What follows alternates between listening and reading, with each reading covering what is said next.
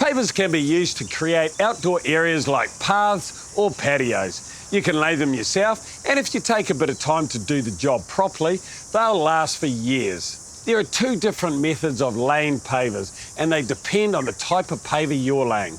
Concrete pavers are generally laid on a sand bed, while natural pavers like stone or granite are best laid on a mortar bed.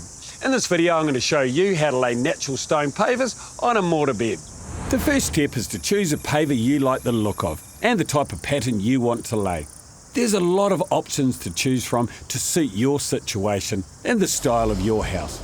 Once you've chosen your paver, you can measure your path and work out how many pavers you need. When measuring, allow for a 10mm gap between your pavers for the mortar. My central row of pavers are 600 square, so I can fit 8 in total, allowing for a 10mm mortar gap. My outer row of pavers are 300 by 600mm. I've decided on a brick pattern, which means I'll need to cut my end pavers to size. Tally up your pavers, but always get a few extra in case any break. Next, allow 150mm each side for haunching and a final 50mm for a treated timber border, making my total area to dig out 1 metre 560 by 4 metres 890. Now, once you're happy with your design, time to start digging out. Now, just before you hook into it, you might want to have your council plans on hand just to make sure you don't hit any power or plumbing underground.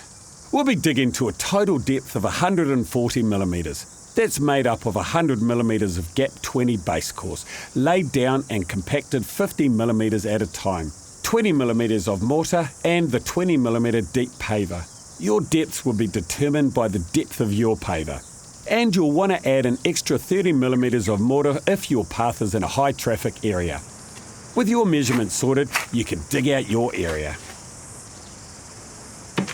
My path's all dug out, that's looking awesome. Now, just before I put my base course down, I'm just going to run a string line from the front of my deck to the footpath out the front. Now, I'm just going to use this as a guide just to make sure I don't put too much base course in there, because I have 20mm of mortar to go in and also the thickness of our paver.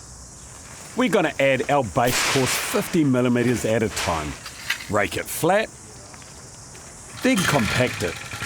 If you need to, you can hire a plate compactor from your local hire shop. To get the final layer nice and level, we're going to make a screed. Now, I've just spread out my next layer of 50mm, and I'm just going to screed that out, and then I'll compact that. Because our pavers are going to be level with the top of our garden wood edge here, I've just made this screed, and I've got a 40mm recess out, which is 20mm of our paver, and approximately 20mm for our mortar. So that sits on here. I just scratch that back, nice and level. And then I can give it one more compact. Now I'm just going to set up a new string line to our finished height of our paver, and this will mark the edge of our pavers to ensure when we're laying them, they're going to be straight and level. Mark the centre of your path, then measure to the edge of your paver. My pavers are 600mm wide, half of that is 300mm. I'll run my string line at the 300mm measurement, and it will give me a straight line to run my pavers along. Then you can start mixing your mortar. Follow the instructions on the pack, and a handy tip is to add some plasticizer so that the mortar stays workable and doesn't dry out too fast when you're positioning your pavers. Now, if it is a hot day, it can be a good idea just to add some water to the top of your pavers. What that's going to do is slow down the drying process, because if the pavers are too hot, it's going to draw all the moisture out of your mortar mix, and then you could get a crack later down the track. Shovel in the mortar, adding enough to lay 1 or 2 pavers at a time. Don't place more than you need, as it may dry out. Use a trowel to spread it out to around 30mm deep, which will tap down to approximately 20mm as we lay our pavers.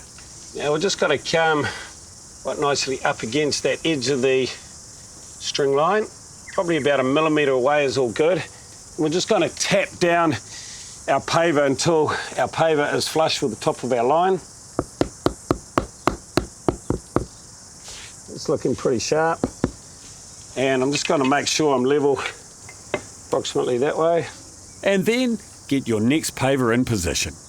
Okay, I'm just putting my packer in between our pavers, making sure that's hard up to our packer. That's looking pretty good. Now just make sure that your mortar is at least 10mm down from the top of your paver That's going to allow for our grout later on. Wipe off any excess mortar as you go with a damp sponge before it dries. Then just carry on laying your path one paver at a time. If you need to cut pavers, you can hire a paver cutter or use an angle grinder with a diamond tip blade. Repeat the step using a string line to set the edge of your next row of pavers, remembering to leave a 10mm gap for the mortar. Lay your pavers and tap them down as you go. Make sure to keep checking for level against the centre row. I've had a pretty good day. All the pavers are looking really nice and tidy. I've given them a really good clean. So all I've got to do now is let them set for about 24 hours. Then I'm going to come back and put down my haunching. Okay, the mortar is set. So it's time to do my haunching on the edges. Now, this serves two purposes. One, it gives a really nice tidy finish, and also it helps lock the pavers in place. I've put a piece of timber down the edge, approximately 100mm away, and I'll shovel in my mortar and use my trowel to create a 45-degree angle, which allows water to run off. Then remove the timber border and let the haunching dry for 24 hours. Okay, it's the final stage, applying our mortar in between our pavers. Now, I've got this grout, we call it a grout jandle, grout float, whatever you like. It's rubberized, nice and soft on these pavers, so it doesn't leave any scratches.